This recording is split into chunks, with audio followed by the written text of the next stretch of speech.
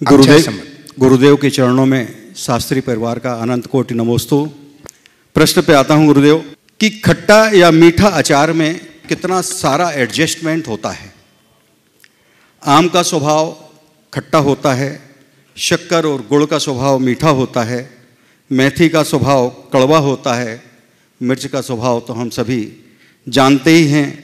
नमक की प्रकृति में लवणता है, राई की प्रकृति में कसैलापन है, फिर भी अचार ने कितना अच्छा सामंजस्य बिठाया है कि सभी को अच्छा लगता है।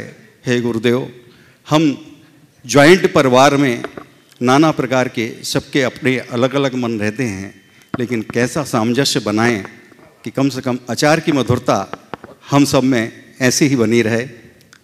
अब आज जो आपने बात उपस्थित की अचार की, बहुत अच्छी बात की कि आम की खटाई और शक्कर की मिठास, उसमें नमक है, मिर्च है, राई है और मेथी है, सब मिलकर के मधुरता देते हैं।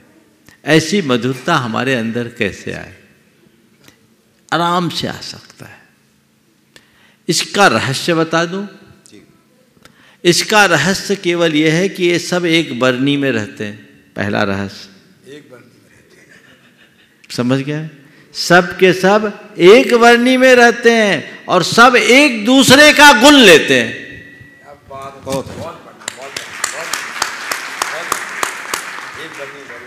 बस एक घर में रहो, एक झंडे के नीचे रहो, एक बरनी में रहो और एक दूसरे का गुण ग्रहण करने लगो, तुम्हारे यहां भी अचार की मिठास आएगी। और एक बात बोलूं, अचार खाए तो हमें बहुत साल हो गए लेकिन अचार जो खाए हैं उनको बोलता हूं, सब एक बरनी में रह करके मिक्सअप होते हैं, लेकिन उसके साथ भी सबका अलग अलग स्वाद का आभास भी होता है। आम की खटाई का, शक्कर की मिठाई का, मेथी के कड़वेपन का और मिर्च के तीखेपन का, नमक के नमकीनपन का भी आभास हो जाता है। होता है कि नहीं? होता है। तो यही है समष्टि में भी एकता बनाए रखना। अगर हम एक दूसरे के गुण को ग्रहण करने का भाव रखें, एक दूसरे के साथ रहने और साथ निभाने की वृत्ति अपनाएं, वे एक साथ रहते हैं और साथ निभाते हैं।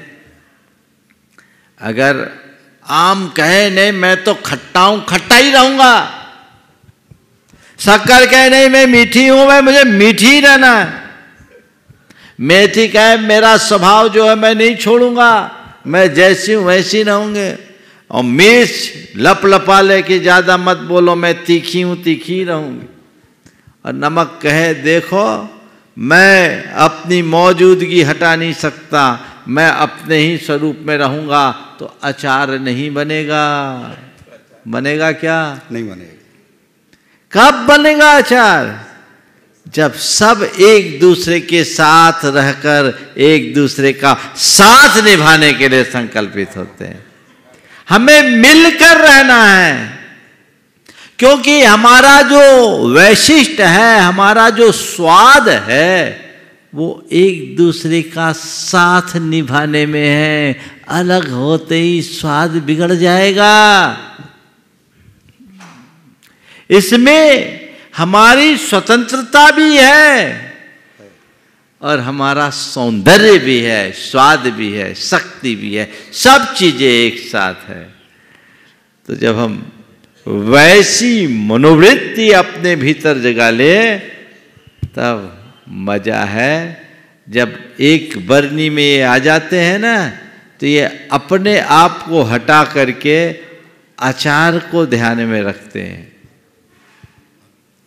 बस हमें भी व्यक्तिगत महत्वाकांक्षाओं को गौण करके घर परिवार की सुख शांति और समृद्धि को अपना लक्ष्य बनाना चाहिए, और उसके लिए अपना जितना उत्कृष्ट हो उत्सर्ग करना चाहिए।